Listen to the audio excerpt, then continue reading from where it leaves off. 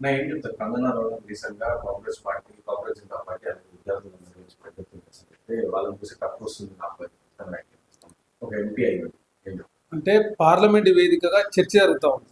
ఈ చర్చ అంశము పక్కకు పోవాలంటే కంగనా రనౌత్ తోటి ఇట్లాంటి వ్యాఖ్యలు చేపిస్తే ఈ అంశం పక్కకు పోయి దేశవ్యాప్తంగా చర్చ జరగాలని చెప్పేసి భారతీయ జనతా పార్టీ భావించి తనతోటి ఇట్లాంటి వ్యాఖ్యలు చేపించడం చాలా స్పష్టంగా కనపడుతుంది. ఎందుకంటే చాలా సందర్భాల్లో తన మాట్లాడిన మాటల మీద భారతీయ జనతా పార్టీ చాలా సందర్భాలు పక్కబెట్టిన పరిస్థితి మనం చూసినాం. అదే కాకుండా యువతను అవమానించే విధంగా, మహిళలను అవమానించే విధంగా, అందులో ఆ ఉద్యమంలో యువత ఉన్నది, మహిళ ఉన్నారు. అదే కాకుండా అన్ని వర్గాలు సంపూర్ణంగా ఆ ఉద్యమంలో భాగస్వామ్యం లేదు. వాళ్ళకు జరిగిన అన్యాయం గురించి వారు మాట్లాడుతుంటే వాళ్ళని వ్యక్తిగతంగా హననం చేసే ప్రయత్నం, వాళ్ళకు సంబంధించిన డ్రెస్ల గురించి మాట్లాడే ప్రయత్నం, అదే కాకుండా నోటికి ఏదొస్తే మాట్లాడే ప్రయత్నం కంగనా రనౌత్ గారు చేశారు. ఇది ఆమె మాట్లాడిన మాటలుగా చూడకుండా భారతీయ జనతా పార్టీ ఆమెతో మాట్లాడిచ్చినట్టుగా మనం చూడాల్సిన అవసరం. అంటే తను ఒక నేషనల్ అవార్డు నటి అయ్యింది కూడా బట్టలు ఆర్గనైజ్ చేసుకోవచ్చు వాళ్ళు విద్యార్థులే కాదు విద్యార్థులకు బట్టలు వేసుకుంటారు బట్టల గురించి కూడా ప్రస్తావించారు. ఇప్పుడు బట్టల గురించి వస్తే ఆమె వేసుకున్న బట్టలు అందరికీ తెలుసు. తను హీరోయిన్ గా ఉన్నప్పుడు కావచ్చు, తను ప్రైవేట్ కి సంబంధించిన ఆల్బమ్ విషయంలో ఆమె బట్టల విషయంలో చాలా సార్లు వివాదమైన పరిస్థితి మనం చూసినాం. ఇక్కడ నీట్ అభ్యర్థులకు సంబంధించి వాళ్ళు వచ్చినటువంటి అందరు విద్యార్థులు వారి ఉద్యమానికి మద్దతు ఇచ్చే వాళ్ళు వచ్చారు. అక్కడ కూడా ఎక్కడ వేరే బట్టలు ఎవరు వేసుకోలేదు. ఏదో సమాజంలో చెప్పుకోలేని విధంగా బట్టలు వేసుకున్న వాళ్ళైతే ఎవరు లేరు. ఇంకా పోలీసు వాళ్ళే దౌర్జన్యగాడ ప్రదర్శించి లాఠీ చార్జ్ చేసి బాష్పాయులు ప్రయోగించి ఎక్కడ అమిత్ షా గారు క్షమాపణ చెప్పకుండా, ధర్మేంద్ర ప్రధాన్ గారు చాలా రోజుల పాటు రాజీనామా చేయకుండా, కేసులు తీసేస్తామని చెప్పి కేసులు తీసేయకుండా, ఇంకా వాళ్ళని దేశద్రోహులని, సంఘ విద్రోహ శక్తులని, అర్బన్ నక్సలైట్లని, పాకిస్తాన్ ఏర్పాటువాదులని, 370D వ్యతిరేకించే వాళ్ళని చెప్పే మీరు ఇప్పుడు కంగనా రనౌత్ గారి విషయంలో, ఎందుకంటే పార్లమెంట్లో చర్చ జరుగుతాం, నీటి అంశం పెద్ద చర్చ జరుగుతా ఉంది, దేశవ్యాప్తంగా దీని మీద చర్చల్లో భాగస్వాములు అవుతూ అన్ని పార్టీలు కూడా మద్దతు ఇస్తా ఉన్నాయి. కాబట్టి ఈ అంశానికి మద్దతు రాకుండా కంగనా రనౌత్ గారు ఇష్యూని డైవర్ట్ చేయడం కోసం తను ఇట్లాంటి వ్యాఖ్యలు చేసి కనపడతా ఉంది. భారతీయ జనతా పార్టీ మురికి పార్టీ, మీరు మురికి మాటలు మాట్లాడుతున్నారని చాలా సందర్భాల్లో మిమ్మల్ని పక్క పెట్టారు. మీరు ఈ అంశాన్ని పెద్ద ఎత్తున చర్చలో తీసుకొచ్చే ప్రయత్నంలో భాగంగా విద్యార్థి లోకాన్ని, మహిళలను అవమానించే విధంగా మీరు మాట్లాడారు. కాబట్టి ఇప్పటికైనా భారతీయ జనతా పార్టీ కంగనా రనౌత్ వ్యాఖ్యలను వారు సమర్థిస్తారా, వ్యతిరేకిస్తారా? లేదు, సమర్థించినట్లయితే ఖచ్చితంగా కంగనా రనౌత్ని భారతీయ జనతా పార్టీ సస్పెండ్ చేయాల్సిన అవసరం ఉంది. అదే కాకుండా కంగనా రనౌత్ గారు కూడా క్షమాపణ చెప్పాలి. ఎందుకంటే తను ఎంపీ కాకముందు ఒక విధంగా, ఎంపీ అయిన తర్వాత ఒక విధంగా విద్యార్థి లోకాన్ని ఉద్దేశించి, మరి అట్లాంటి వ్యక్తుల కాడికి ఎట్లా పోయి భారతీయ జనతా పార్టీ చర్చలు చేశారు? అట్లాంటి వ్యక్తులు పోరాటం చేసినాయి కదా ధర్మేంద్ర ప్రధాన్ రాజీనామా చేసింది. అట్లాంటి వ్యక్తుల కోసమే కదా 11 గంటలకు నరేంద్ర మోడీ గారు 30 సెకండ్ల సమయం వీడియో రిలీజ్ చేసింది. దానికే కదా 30 కోట్ల వీసు వచ్చింది. మరి ఎట్లా వచ్చింది ఈ వీసు? అంటే వాళ్ళ బజార్ రౌడీలో మురికి వ్యక్తులని చెప్పి సంపాదించే మీరు మరి అట్లాంటి వ్యక్తుల కోసం చేసిన వీడియో 30 కోట్ల మంది ఎట్లా చూసిరు? అంటే దానికి సమాధానం చెప్పలే పరిస్థితులు భారతీయ జనతా పార్టీ ఉన్నది. కాబట్టి ఆ అంశాన్ని డైవర్ట్ చేయడం కోసం కంగనా రనౌత్ గారి రూపంలో ఇట్లాంటి వివాదాస్పద వ్యాఖ్యలు చెప్పించి చర్చ అంతా అటు సైడ్ మళ్ళీ విధంగా భారతీయ జనతా పార్టీ పన్నిన పన్నాగంలో భాగం అని చెప్పేసి కాంగ్రెస్ పార్టీగా భావిస్తాము. ఇప్పటికైనా భారతీయ జనతా పార్టీ కంగనా రనౌత్ వ్యాఖ్యలు సమర్థిస్తారా, వ్యతిరేకిస్తే ఖచ్చితంగా సస్పెండ్ చేయాలని చెప్పి కోరుతాం.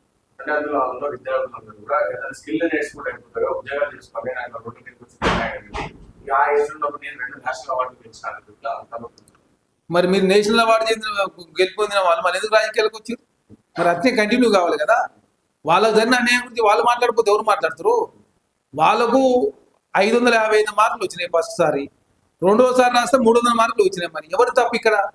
555 ఫస్ట్ ఎట్ వస్తాయి, రెండోసారి 300 మార్కులు ఎట్ వస్తాయి? ఎందుకు పేపర్ లీక్ జరుగుతూ ఉంది? 2024లో ఏం జరిగింది, 26లో ఎందుకు జరుగుతూ ఉంది? అదే కాకుండా 2024లో ఎవరైతే సిబిఐ కేసులో వాళ్ళందరికీ ఎందుకు క్లీన్ చిట్ ఇచ్చారు? ఇది అదేవిధంగా భారతీయ జనతా పార్టీ దేశంలో అధికారులకు వచ్చిన తర్వాత 183 సార్లు పేపర్ లీక్ జరిగినాయి. యువతను ప్రధానంగా మేము నీటు మంచిగా రాసినా కూడా మాకు 2 సార్లు రద్దు చేసి మాకు ఇబ్బంది జరుగుతూ ఉంది. కాబట్టి కఠినమైన చట్టాలు ఉండాలి. ధర్మేంద్ర ప్రధాన్ రాజీనామా చేయాలని కోరితే తప్పెట్లయితుంది? మరి వాళ్ళు తప్పుడు వ్యక్తులు అయితే ఎట్లా ధర్మేంద్ర ప్రధాన్ రాజీనామా చేయించారు మీరు? అప్పుడు కానీ తప్పు, ఇప్పుడైతే తప్పు అవుతుంది. కాబట్టి భారతీయ జనతా పార్టీ ఈ అంశాన్ని రాజకీయం చేసే ప్రయత్నంలో కంగనా రనౌత్ గారిని మధ్యలో పెట్టి రాజకీయం చేసే ప్రయత్నం జరుగుతూ ఉంది. ఎందుకంటే ఇంకా మిగతా చాలా హామీలు ఉన్నాయి. ఆ హామీలను కూడా నెరవేర్చే పరిస్థితిలో భారతీయ జనతా పార్టీ లేదు, కేంద్ర ప్రభుత్వం లేదు.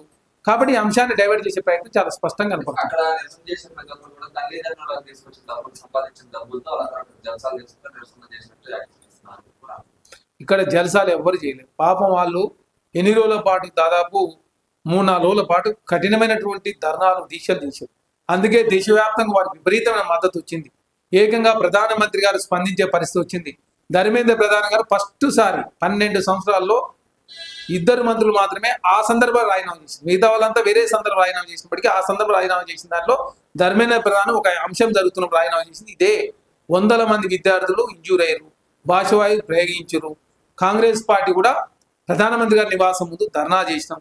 కాబట్టి దీనికి మద్దతు విపరీతంగా లభిస్తా ఉంది. కాబట్టి ఆ మద్దతు అంశాన్ని డైవర్ట్ చేయడం కోసం కంగనా రనౌత్ గారు ఇట్లాంటి వ్యాఖ్యలు చేసినా కనపడుతుంది.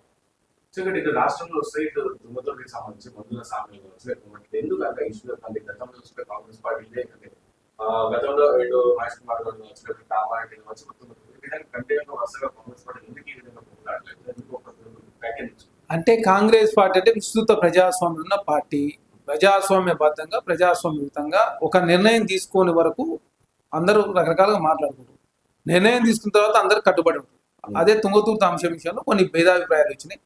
మండల అధ్యక్షులకు సంబంధించిన అంశం విషయంలో ఎమ్మెల్యే గారు వారికి సంబంధించిన వర్గం వాళ్ళు వచ్చారు, పాత కాంగ్రెస్ వాళ్ళు లేరని చెప్పేసి రావడంతో అక్కడ కోమటిరెడ్డి వెంకరెడ్డి గారు కావచ్చు, రాజగోపాల్ రెడ్డి గారు కావచ్చు, ఈ మధ్యలో జగ్గారెడ్డి గారు కమిటీ చేశారు. ఆ కమిటీ అందరితో సంప్రదింపు చేశారు. ఎంపీ కిరణ్ కుమార్ రెడ్డి గారితో, ఆ జిల్లా అధ్యక్షుడు గుడిపాటి నరసయ్య గారితో, మాజీ అధ్యక్షుడు చెవిటి వెంకన్న గారితో, సర్వోత్తమ్ రెడ్డి గారితో, అదే రాజగోపాల్ రెడ్డి గారు, కోమటిరెడ్డి వెంకరెడ్డి గారు, ఉత్తమ్ కుమార్తో మాట్లాడిన తర్వాత ఒక రిపోర్టు రెడీ చేశారు. ఏదైతే ఏఐసిసి నిబంధనలు 3 సంవత్సరాల లోపు ఉన్న వాళ్ళకి మండలాధ్యక్షుడు ఇవ్వద్దని, అందులో కొంతమంది వ్యక్తి అవకాశం ఉంది కాబట్టి దానిలో భాగంగా వాళ్ళు మాట్లాడారు. పార్టీ ఏ నిర్ణయం తీసుకున్నప్పుడు అందరం కట్టుబడి ఉండవు చెప్పి చాలా స్పష్టంగా చెప్పారు. కాబట్టి రిపోర్ట్ ఆధారంగా మహేష్ కుమార్ గౌడ్ గారు అదే కాకుండా పార్టీ తగు చర్యలు తీసుకుంటే ఎవరైనా స్వాగతిస్తానికి సిద్ధంగా ఉన్నారు. అలాగే రెండు కూడా జనరల్ కాబోతున్నాయి. అందుకే కావాలని చెప్పి ముందే ఇవన్నీ ప్రయత్నాలు చేస్తున్నారు. కోమటిరెడ్డి ప్రజలు కావచ్చు, చాలా వీళ్ళందరూ కావాలని చెప్పి ఇప్పుడు ఏది జనరల్ అవుతుంది, ఏది రిజర్వేషన్ అయితే తెలియదు. ఇందులో మహిళా బిల్లు ఆల్రెడీ ఈసారే అంటున్నారు, జమిలీ ఎలక్షన్లు అంటున్నారు, డీలిమిటేషన్ అంటున్నారు. కాబట్టి ఏది కూడా క్లారిటీ లేదు. ఇక్కడ వచ్చినటువంటి అంశాన్ని పరిష్కరించే ప్రయత్నంలో కాంగ్రెస్ పార్టీ ముందుకు పోతాం. దానిలో భాగంగా వారికి సంబంధం ఉంది. ఎందుకంటే రాజగోపాల్ రెడ్డి గారు మాజీ ఎంపీ అక్కడ, అదేగా కోమటిరెడ్డి వెంకరెడ్డి గారు మాజీ ఎంపీ, కిరణ్ కుమార్ రెడ్డి గారు ప్రస్తుత ఎంపీ, అదే కాకుండా ఉత్తమ్ కుమార్ రెడ్డి గారు జిల్లా మంత్రి, ఆ నియోజకవర్గానికి సంబంధించినటువంటి స్థానికులు. కాబట్టి వారితో సంప్రదింపు చేసేది తప్ప ఇక్కడ వేరే కోణం ఏం లేదు. అది ఎస్సీ అవుతుందా, జనరల్ అవుతుందా, లేకపోతే మహిళ అవుతుందా అనేది ఎవరికి కూడా క్లారిటీ లేదు. అక్కడ ఏదైతే కాంగ్రెస్ పార్టీ సంబంధించినటువంటి చాలా వర్గాలు ఉన్నాయి కదా, ఆ వర్గాలను సరిదిద్దే ప్రయత్నంలో భాగంగా కమిటీని చేసిన కమిటీ అందరితో మాట్లాడి రిపోర్ట్ కూడా మహేష్ కుమార్ గౌడ్ గారు సబ్మిట్ చేస్తారు.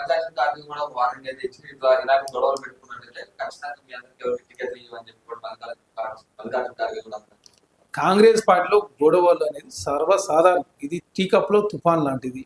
ఇట్లాంటి సమస్యలన్నీ వస్తుంటాయి. తర్వాత కాంగ్రెస్ పార్టీ ఒక నిర్ణయం తీసుకుంటే అందరు కట్టుబడి. ప్రజాస్వామ్యంలో కనీసం పార్టీలో పనిచేసే వాళ్ళు, చాలా సంవత్సరాలు ఉన్నవాళ్ళు, వాళ్ళు జరిగినటువంటి అన్యాయం మీద మాట్లాడతారు. కొన్ని సందర్భాల్లో అది కూడా శృతిమించని వరకు కాంగ్రెస్ పార్టీ ఎవరిని కూడా ఉపేక్షించదు. శృతిమించితే మాత్రమే చర్య తీసుకు. కాబట్టి కాంగ్రెస్ పార్టీలో రకరకాల అంశాల మీద రకరకాల భిన్నాభిప్రాయాలు మాట్లాడుతారు. పార్టీ ఒక నిర్ణయం తీసుకుంటారో అందరు కట్టుబడి.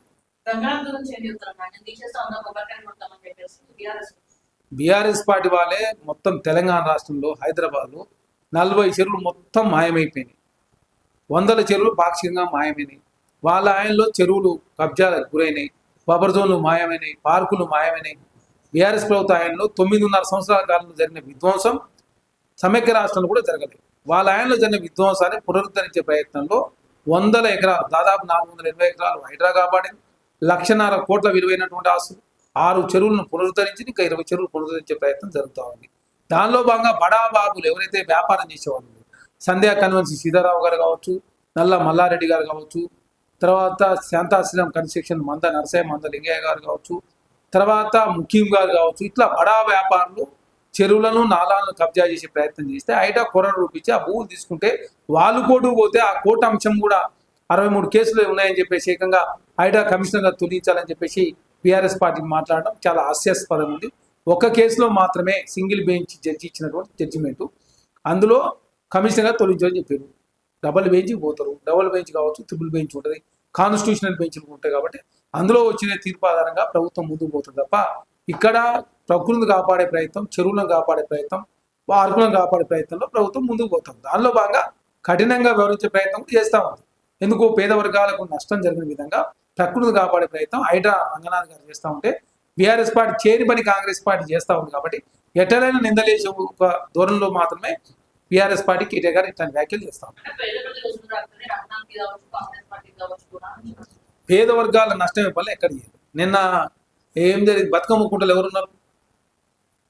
బండి సుధాకర్ రెడ్డి కదా, ఆయన ఎడ్ల సుధాకర్ రెడ్డి, ఎడ్ల సుధాకర్ రెడ్డి. వారు బీఆర్ఎస్ పార్టీ నుంచి 2014 పోటీ చేశారు. అంటే మీ పార్టీ నాయకులు కబ్జా చేస్తే అది కరెక్టా? కబ్జా చేసి చెరువులను కబ్జా చేసి పార్కులు ఉండాల్సిన ప్లేస్లో పార్కులు ఉండకుండా, చెరువులు ఉండాల్సిన ప్లేస్ చెరువులు ఉంచకుండా, బఫర్ జోన్లను చూడకుండా మొత్తం కబ్జా చేసే ప్రయత్నం మీరు చేసిరు. చాలా చెరువులు అన్యాక్రాంతమైన అవన్నీ కాపాడే ప్రయత్నం రంగనాథ్ గారు చేస్తాం.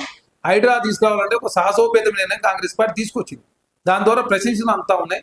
దాని తర్వాత రాష్ట్ర వ్యాప్తంగా కూడా అందరూ హైడ్రా లాంటి సంస్థలు ఉండాలని కోరుతా ఉన్నారు. దానిలో భాగంగా ప్రకృతి కాపాడే ప్రయత్నంలో రంగనాథ్ గారు కాంగ్రెస్ పార్టీ ముందుకు పోతుంది. పేద వర్గాలకు నష్టం వైపు ఎక్కడ చేయలేదు. మూసీ మీద 1600 మంది పేద వర్గాలకు డబుల్ బెడ్రూమ్లు అందించి రేపు మూసీ ప్రక్షాళన చేస్తే దాదాపు 16,000 డబుల్ బెడ్రూమ్లు కావాల్సి వస్తే భావించి దానికి సంబంధించినటువంటి ఏర్పాట్లకు సంబంధించి జీవన్ కూడా ఆల్రెడీ రాష్ట్ర ప్రభుత్వం ఇచ్చేసి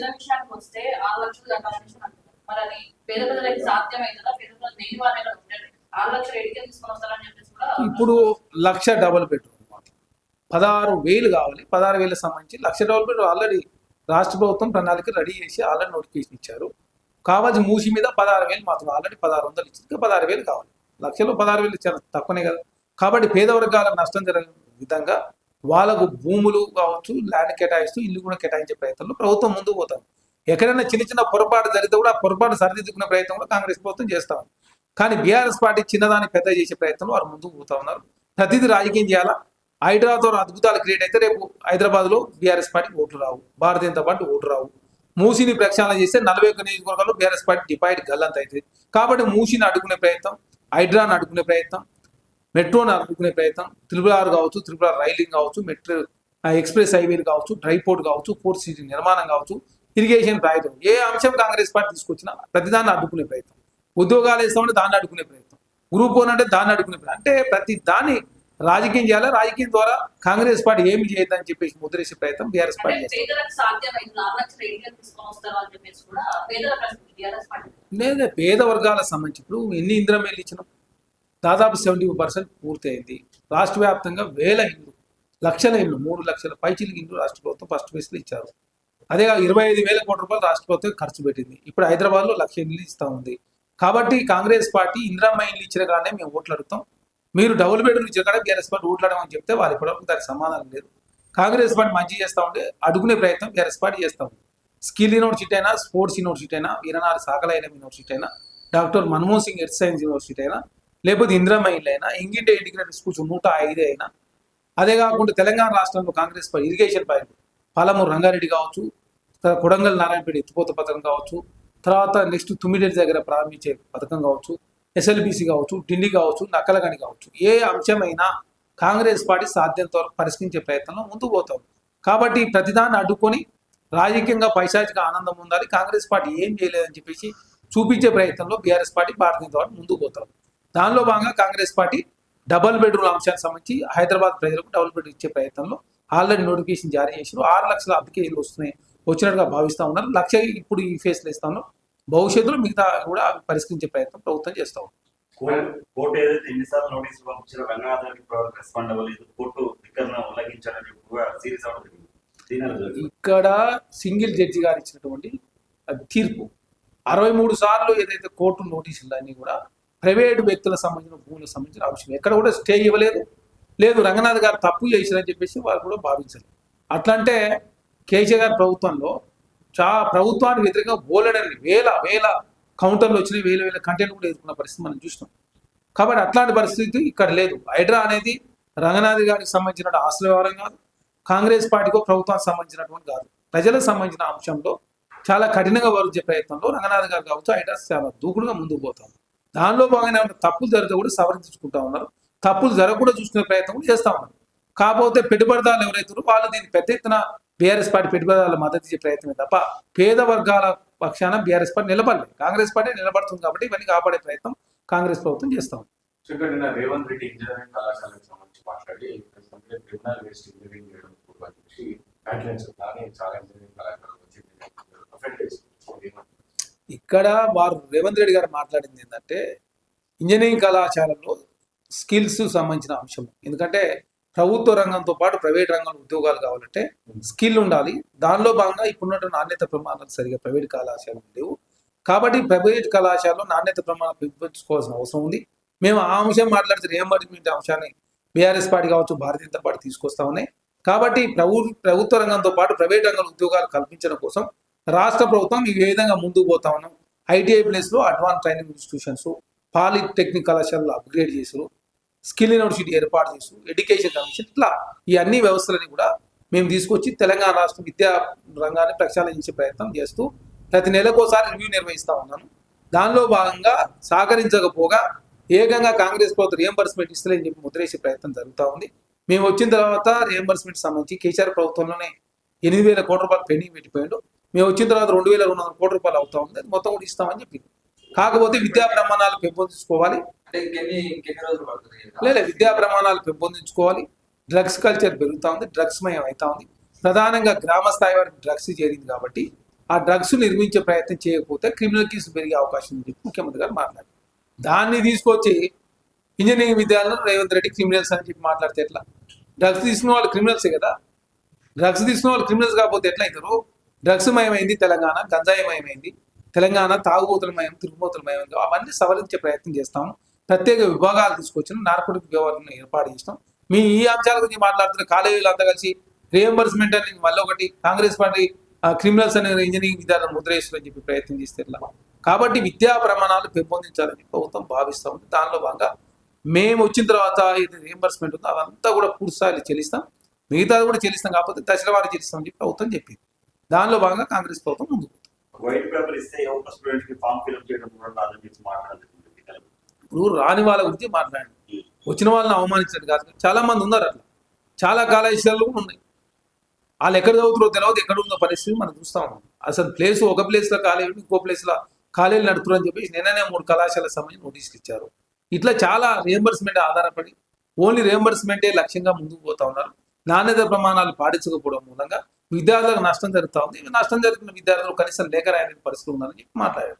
వాస్తవ విషయాలు, ఎందుకంటే అవన్నీ మాట్లాడుకుంటే సరిదిద్దుకునే ప్రయత్నం జరుగుతాయని చెప్పేసి ముఖ్యమంత్రి గారు ఉద్దేశం తప్ప ఇంజనీరింగ్ విద్యార్థులు అవమానించాలనే ఉద్దేశం కాంగ్రెస్ పార్టీ లేదు. విద్యా ప్రమాణాలు పెంపొందించాలి. వాళ్ళకి ప్రైవేట్ రంగంతో పాటు ప్రభుత్వ రంగంలోతో పాటు ప్రైవేట్ రంగంలో ఉద్యోగాలు వచ్చినట్లయితే రాష్ట్ర ఎకానమీ కావచ్చు, వాళ్ళ కుటుంబ సభ్యులకు ఉపయోగపడతారని చెప్పేసి ముఖ్యమంత్రి గారి ఆలోచన. దానిలో భాగంగా ఎన్ని విమర్శలు చేసిన బీఆర్ఎస్ పార్టీ ఎడ్యుకేషన్ మంత్రిగా తనే కొనసాగుతూ తెలంగాణ రాష్ట్ర విద్యారంగాన్ని ప్రచారం చేసే ప్రయత్నంలో ప్రభుత్వం ముందుకు పోతూ రకరకాల సంస్కరణలు తీసుకొచ్చే ప్రయత్నం జరుగుతూ ఉంది. దానిలో భాగంగా తెలంగాణ రాష్ట్రంలో కాంగ్రెస్ ప్రభుత్వం వచ్చిన తర్వాత ఏం జరుగుతూ ఉంది, ఏం చేయబోతా ఉంది, ఇప్పుడు విద్యారంగంలో చేసినటువంటి మార్పులు ఏంది, భవిష్యత్తులో ఏం చేయబోతా ఉన్నాం, ఇంటిగ్రేటెడ్ కళాశాలలు ఏంది, కేసీఆర్ గారు కులాల వారికి ఏ విధంగా డివైడ్ చేసిండు, అదే స్కూల్లో మూత వేసే అంశాన్ని కూడా పెద్దగా చేసి చూపిస్తూ ఉన్నారు. 5 నుంచి 10 మంది మాత్రం ఉన్నారు. ట్రాన్స్పోర్ట్ ఫెసిలిటీ కల్పించి అందరిని ఒకే దగ్గర ఉంచి మంచి మెరుగైనటువంటి విద్యా ప్రమాణాలు తీసుకొచ్చే ప్రయత్నం ప్రభుత్వం చేస్తుంది. అది నెక్స్ట్ ఇయర్ జూలై మాసంలో ప్రారంభం కాబోతుంది ముఖ్యమంత్రి గారు మాట్లాడారు. ఎడ్యుకేషన్ రంగానికి సంబంధించినటువంటి అంశం విషయంలో చాలా స్పష్టంగా ముఖ్యమంత్రి గారు తన యొక్క విజన్ ప్రకటించడం. ఆ విజన్లో ఏదో 1-2 అంశాలను దాని వేరే ఉద్దేశాలు ఆపాదించే ప్రయత్నం బీఆర్ఎస్ పార్టీ చేస్తాం.